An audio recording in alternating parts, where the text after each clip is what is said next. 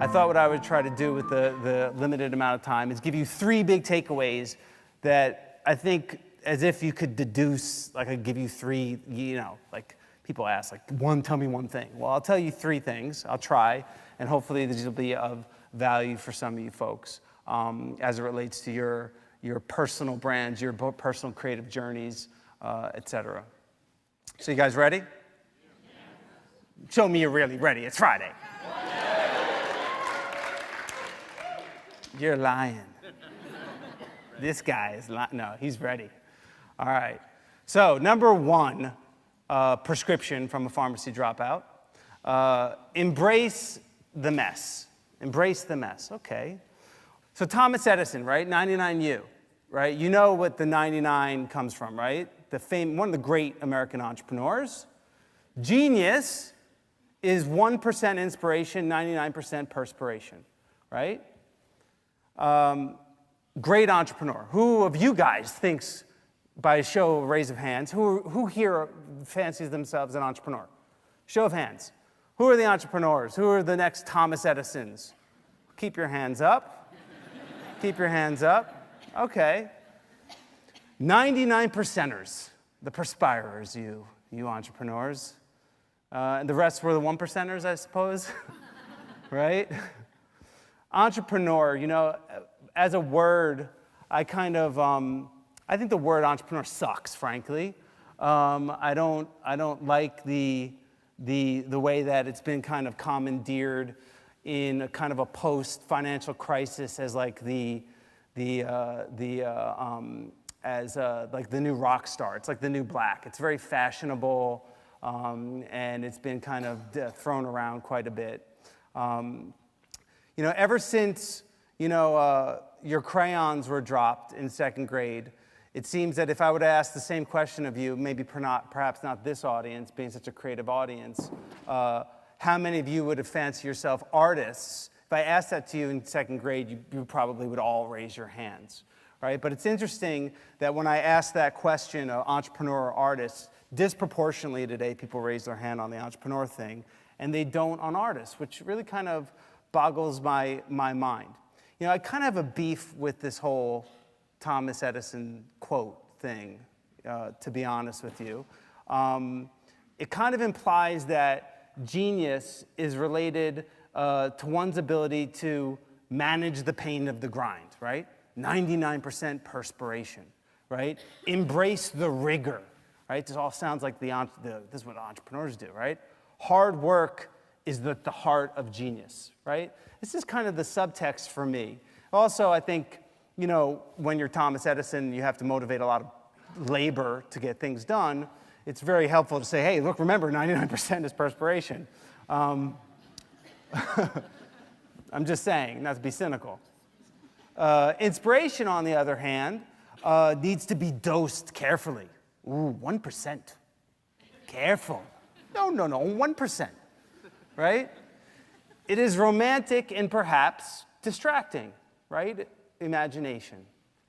After all, it could be a bit of a rabbit hole. This notion of ideation, how many times you get 2 people in a room, you get 20 opinions when they're trying to imagine and ideate on things, right? So this is where I kind of have a problem with that quote. And I think when you grind on the 99%, you kind of lose sight of perhaps the inspiration that's all around you. You're so busy perspiring, just perspiring, 99 in it all the way. Even if you think you're an artist, like you're really just working on the perspiration piece, right? Losing sight of, in fact, the inspiration and dosing it in a way that may not get the best yield, right? I think that's because of the mess that's implied, right? That we've forgotten to somehow imagine, right? Somehow we think this notion of artist or creator, culturally, is an indulgent notion. It's what self-indulgent, self-philosophical people that kind of get to dress in all black and lean back and, that get to be moody and self-loathing, right? This is that we're sloppy, right? That we don't necessarily have we're right brain. Right brain, artists, right brain. Don't give them the spreadsheet. Or it's just not for you, right? Because as you get older, maybe you lose perhaps some of that swagger or that freedom that when you were in second grade where you just would raise your hand, and say, yes, I am in fact an artist. We also think that this notion of creator and artist is divine, right? There's some divine thing, like this, the famous Michelangelo image. And then we struggle in commercializing it. So we think that there's a holy war between creative and art and commerce. And this inhibits our ability in our relationship with our art, right? So I challenge folks who perhaps don't necessarily fancy themselves artists, that just because you can't manipulate paint or sculpture or music doesn't mean that you shouldn't problem solve like an artist. That you have to learn to embrace the messiness of creation. Embrace the mess. Problem solve like an artist. Give yourself more than 1%. Chill on the dosing, okay? Number 2, create wealth that matters. Create wealth that matters.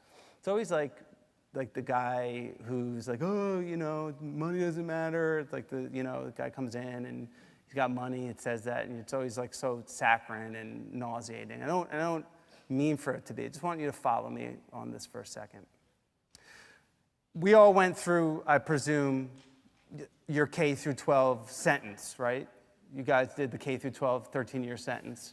And where they teach us that math, that numbers don't lie, right? X plus Y equals Z. Well, I say, they might not lie, but they don't always really tell the truth. Our emotions about them frame how they really work and what they really mean. And kind of culturally today, if you're in the design industry or media or broadcasting or even just using the efficiencies of social media and self-broadcasting, self-publishing, we culturally live at a time where we are just obsessed with counting. Our money, our grades, our wins, losses, followers, KPIs, page views, counting. Count. Quit counting. All right? Quit counting. Oh yeah, big data matters.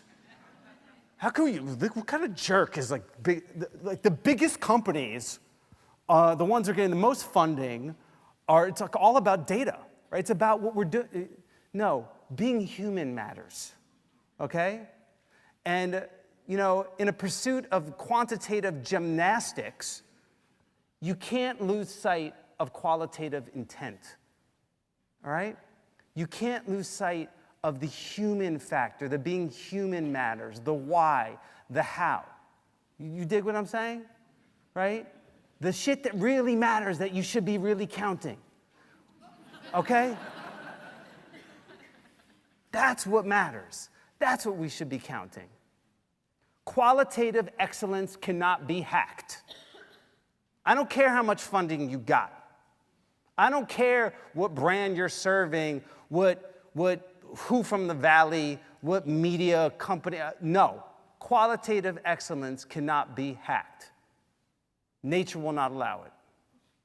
I don't care how deep and dark part of the web you look at, you're mining, harvesting, all you could predict it before it happens. Right? Being brats. Trying to seek validation that can only be found in the finite. As if something could really, as if humanity could be so definitively organized like a number. Wealth that matters cannot be counted. You follow? All right. Number 3. Be an unlabeled. Be an unlabeled. This is going to be harder for you to predict.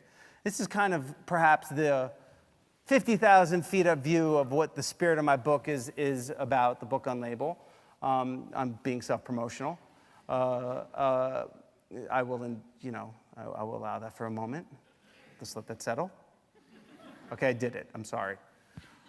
So being unlabeled, what does that mean? Well, in fashion, right, I remember hooking up with like my first big PR agent, and the PR agent was like, Mark, perception is reality. Perception is reality. You have to control. This is all about control the room. You need to control the room, right? And what I've learned is actually, no, you know what? Reality is reality. It's not really the same thing. Hello, my brand is white, black, Jewish, Catholic, poor, or rich, smart, numb, talented, or dumb. You see, the world will try to package you and put you on a shelf. So if you're gonna be one, brand it for yourself. That's from the trailer. It's on. You can find that on YouTube for the book, but it's a little excerpt. But the spirit of what I was trying to do with the book, and really kind of the spirit of what it means to be an unlabeled, is, you know, to recognize that as a society, you know, we put a certain taxonomy on products. You know, we like to group them and organize them like we do the shopping store. It happens to us personally as brands, as products ourselves, right? We buy our dairy in the dairy section, and, you know, the meat in the meat section, and the condoms in the condom section, because that's the order of how you should be shopping. But we know how, there's a reason for this. And not that it's all bad, I don't begrudge it. But these frameworks are designed to help us as consumers and from an information management navigate the world, places, people, things, ideas, notions, so we get a sense of where they fit. We need to understand their label, right? But if we're not careful, we find ourselves acting out the label that society has slapped onto our tin can, right? That kind of skin to the world view of our brand, right? We lose sight of our guts to the skin brand, right, in the process. And we almost play to and we parrot to this perceived version of ourselves. We focus on the flourishes, the outside, attempting to remain in fashion and relevant, right? This is what we do. You change your hair, your clothes, who you roll with, what you're listening to, what you're reading, right? And there's parts of this that are natural and for sure are hopefully built on the values, guts to the skin. But all too often, if you're not careful, we do it from skin to the world. And we end up dressing the same, making our resumes look the same, basically group thinking, you know, like a big sheep, a big herd of sheep. And in fashion, what's interesting, because in my industry, coming out of that, right, and as like an etymology nerd, like I like to break down the word, it comes from this Latin word, which is it's the idea of a group of people acting together, right? And fashion, there's a logic there. It's a beautiful industry. It's a great medium. I love expressing in it, and I get the zeitgeist and you know, I'm wearing drop crotch pants now and jog jeans. I mean, I get it. There's a place for it. But I found in the industry that fashion could be unintentionally fascist and assign very harsh control and authority.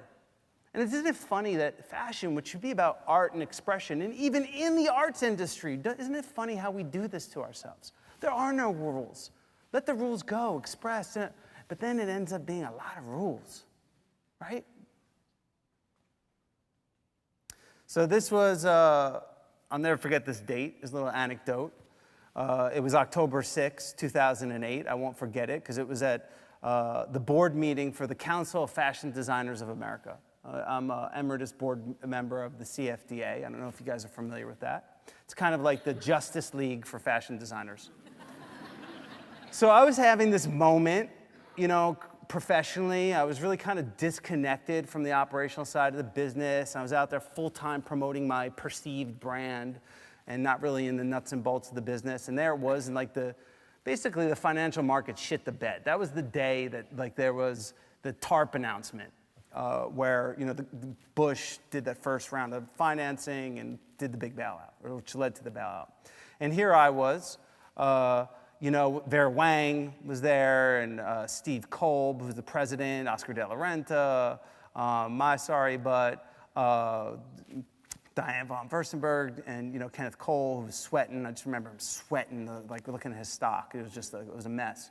But I was there preaching the gospel of streetwear, right? I was on this mission because I realized, like, hey guys, it was the first board meeting that's being held in my office, which was kind of like a big, deal. Like all these gatekeepers are in my office. This is a big deal. So I make the big ask. I say, hey, I think that the CFDA should offer a new award category. I think it should recognize sport and street. And here was my thesis. I said, when Tinker Hatfield designs a Nike, or let's say a designer at Arc'teryx or Burton Snowboards, it's somehow perceived as industrial design, and our ecosystem doesn't necessarily look at it in the right manner and give it the respect that's due. But if Marc Jacobs does it for Louis Vuitton, it's fashion. I said, I think we could broaden our umbrella and invite perhaps this other cohort of street and skate and active design into our tent by having an award that recognizes that cohort. Oh, they loved it. I presented it, and I remember Oscar De La Renta was like, I love this. Is such a brilliant idea, refreshing. I like Oscar. I didn't mean that in a mean way, but that's how he speaks. And they're like, let's have a special committee. Let's have a special committee to assess if this could happen. All right, now remember, the TARP thing just happened. So what a great opportunity, all these gatekeepers at my door. We're gonna have a special committee. I could now shape and change their view on this, perhaps wouldn't this be a major breakthrough? So I waited, and I waited, and I kept waiting. And eventually, I could tell, I tell Katie, who's here tonight, I said, Katie, let's call them. And I said, let's find what happened with the committee, right?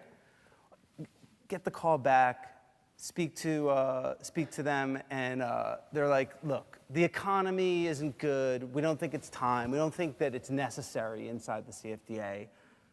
We think that the stack of the awards are good as they are. There's no need for any committee. It's like, oh, damn. Didn't make any sense. It was indecipherable, right? It was confusing. It's kind of like, oblivion, like that thing. It was an optical illusion. Basically, the whole thing was annoying and pointless. And I found myself in the maze of this blivet, trying to make sense of it. But it wasn't real. Perception, reality, right? What's my point, right? I was so busy trying to round off my edges, so busy assigning so much value to this third-party power structure, these gatekeepers. They weren't bad people or having ill intentions. It's not their fault that I had this point of view, right? But my divergent ideas, I didn't give myself credit of the kind of independence that had bred for me. I was really looking for their gatekeeper anointing. I was looking for their approval, and I was letting myself get frustrated by this. And the point is, in life, in business, in your profession, whatever those third-party existential forces are, we often give so much power to them, right? They gate us. They gate you, right? And when you're going to ask for change, it's going to be with friction. It's going to be work. Perhaps you're going to ask for enemies. And changing and having to ask to soften your edges or to apologize for your square edges doesn't make any sense. Gatekeepers inadvertently breed groupthink. And that's not to say that there was, like I said, I don't begrudge the CFDA. They're a great organization. It's been amazing to watch them emerge.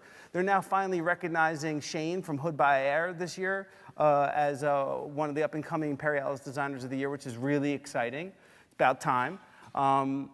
But the point is how much energy in my life I gave to those gatekeepers. How much energy you have given. You know who I'm talking about. It might have been your boss. It might have been the dean at the school. It might have been whoever. Look, there's certain gating that needs to happen. Law is the law, okay? There's certain gatekeepers, like, don't go out there and shoot somebody or, rob someone. That's wrong, right? But don't, just settle for the way that the distribution is. Don't just settle because the shelves are stacked a certain way that you have to fit in that way, right? Don't lose sight of the goalkeepers. Right? The goalkeepers who care more about not only care about what you're making, but they're expecting how you make them feel to be as equally as important, right? If not more so. They're the ones to keep track of, the goalkeepers, not the gatekeepers. When you refuse to be labeled, suddenly you play by your own rules, not theirs, right? And when rules start to look like blivets, defy them, challenge them, even if there's going to be friction. Measure yourself up to your own ultimate standards versus gatekeepers, often abstract and irrelevant compliance metrics. All right, come on, SATs, they make you better in life? I'm just saying, educational testing service, just saying, there's some compliance standards that are kind of old and not really relevant. All right? But we give them so much power. Be conscientious on that. No one should have a monopoly on validation.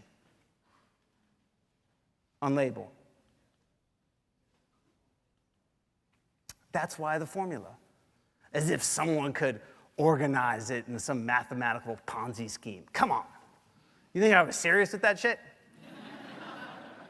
Okay, I kind of am. But so is he. Have you ran the numbers on that? E equals MC squared. But for sure, genius isn't necessarily 99 and 1. X plus Y is not always Z.